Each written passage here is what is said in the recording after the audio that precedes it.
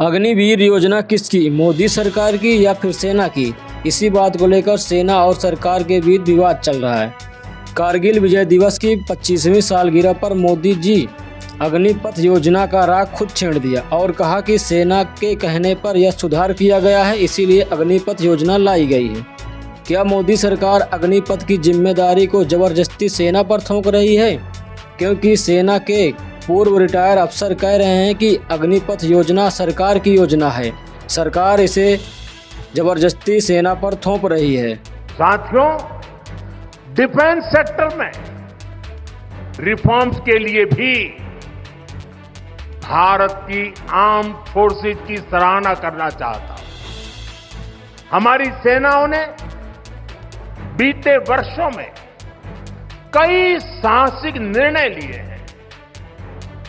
सेना द्वारा किए गए जरूरी रिफॉर्म्स का एक उदाहरण अग्निपथ स्कीम भी है।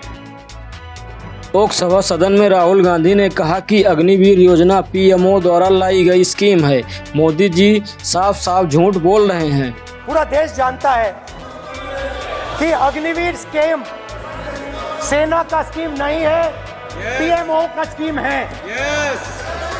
और पूरी सेना जानती है कि स्कीम प्राइम मिनिस्टर का ब्रेन चाइल्ड था, स्कीम सेना का ब्रेन चाइल्ड नहीं था।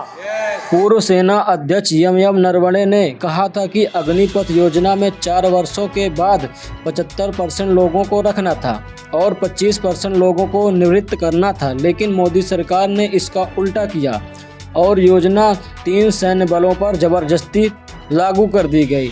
नरवणे जी ने उस किताब में कहा कि अग्निपथ योजना सेना के लिए चौंका देने वाली थी। इस किताब को सरकार ने प्रकाशित होने से रोक रखा है। सरकार और सेना के बीच विरोधाभास है कि अग्निवीर योजना किसके कहने पर लाई गई। इस पर रक्षा मंत्री राजनाथ सिंह का क्या कहना है, सुनिए। मैं नेता प्रतिपक्ष से विनम्रता पूर्वक अनुरोध करना चाहता हूं कि कृपया वह सदन को गुमराह करने की कोशिश न करें।